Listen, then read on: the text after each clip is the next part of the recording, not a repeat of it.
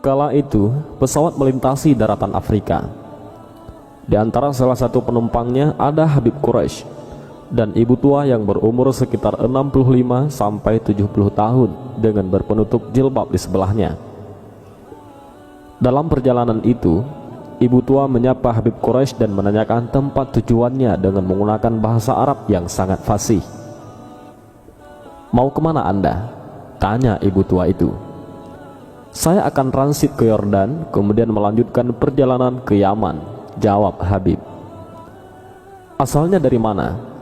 tanya ibu tua itu, juga dengan menggunakan bahasa Arab yang sangat fasih.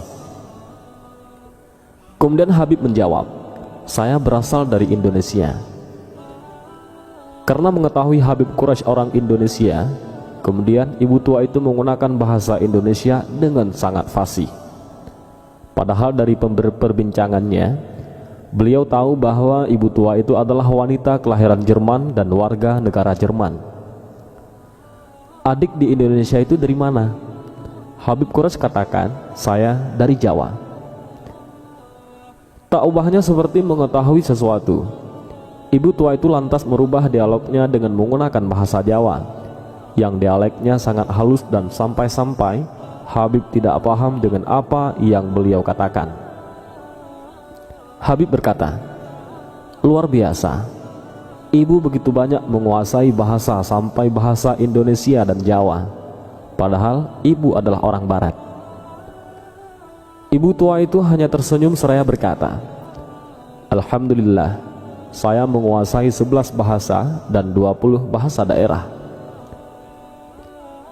Silih waktu dari perbincangan Habib Quraisy bersama ibu tua itu akhirnya mengarah kepada hal-hal yang berkaitan dengan agama.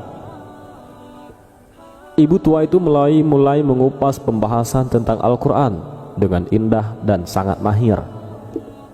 Habib pun penasaran atas kehebatannya menjelaskan Al-Quran. "Apakah ibu hafal Al-Quran?"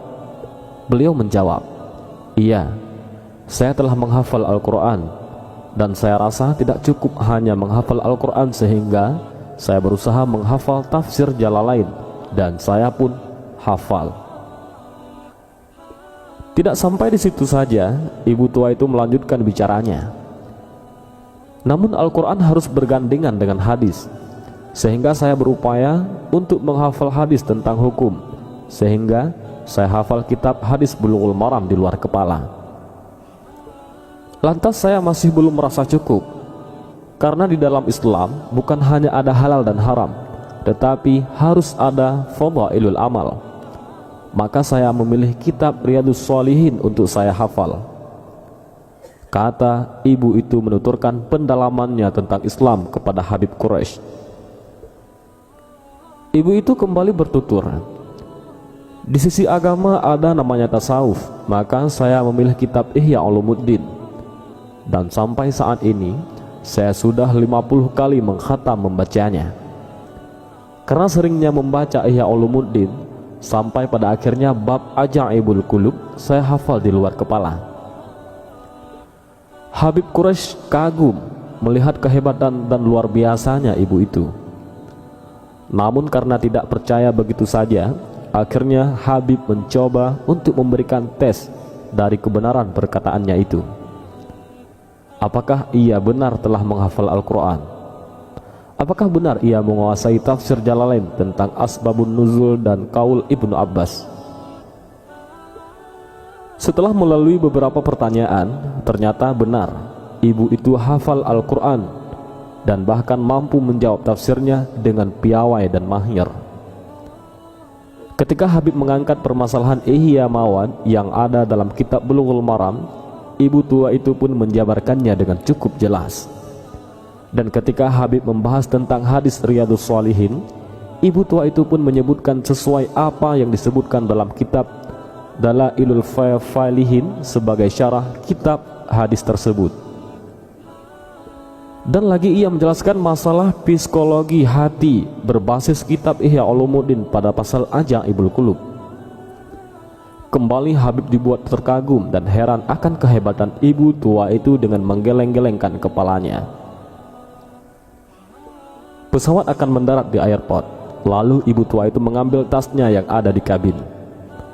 Karena sudah merasa kenal, Habib pun membantu menurunkan 3 tasnya ke lantai pesawat. Namun apa yang terjadi?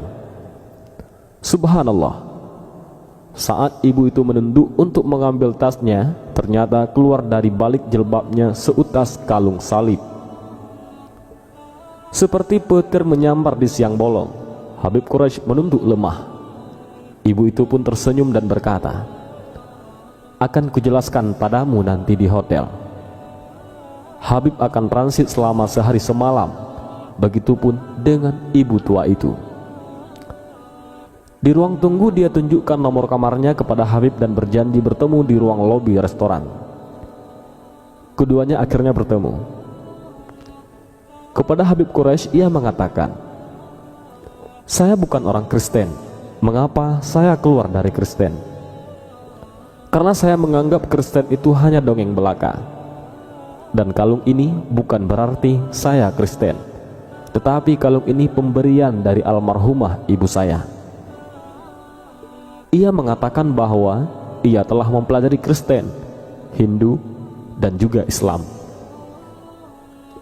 Ia mengungkapkan ketertarikannya mengenai keagungan yang ada di balik wahyu Allah dan hadis Nabi Muhammad. Lalu Habib bertanya, "Apa agama ibu sekarang?" Ibu itu mengatakan, "Saya tidak beragama." Andai ibu masuk Islam, begitu membaca 2 kalimat syahadah, ibu akan langsung mendapat titel ulama karena luasnya ilmu yang dimiliki, kata Habib. Ia menjawab, "Mungkin karena saya belum mendapat hidayah dari Allah." Seketika itu Habib Quraisy meneteskan air matanya dan bersyukur kepada Allah.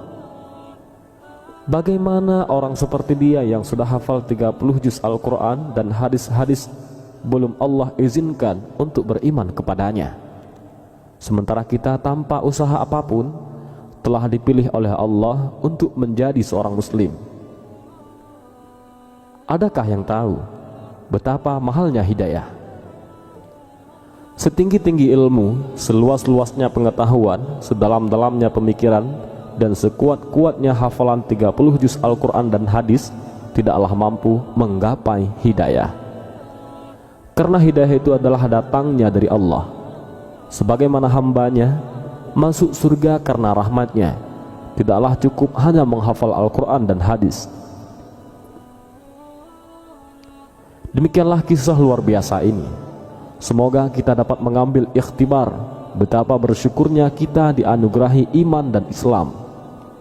Tinggal bagaimana kita mencari dan mempelajari Islam secara kafah. Dan semoga kita termasuk golongan orang-orang yang husnul khatimah. Dan ibu tua itu bernama An-Mari Shimmel, yaitu ahli terkemuka dalam literatur Islam dan mistisme ataupun tasawuf. Beliau dikenal memiliki ingatan fotografis dan beliau berkebangsaan Jerman. Dan beliau juga seorang profesor yang mengajar di 3 universitas terkenal di 3 negara yang berbeda. Beliau wafat pada tahun 2003 di usia 80 tahun. Dan entah bagaimana akhir kisah tentang keimanannya di sisa akhir hidupnya. Wallahu a'lam bishawab.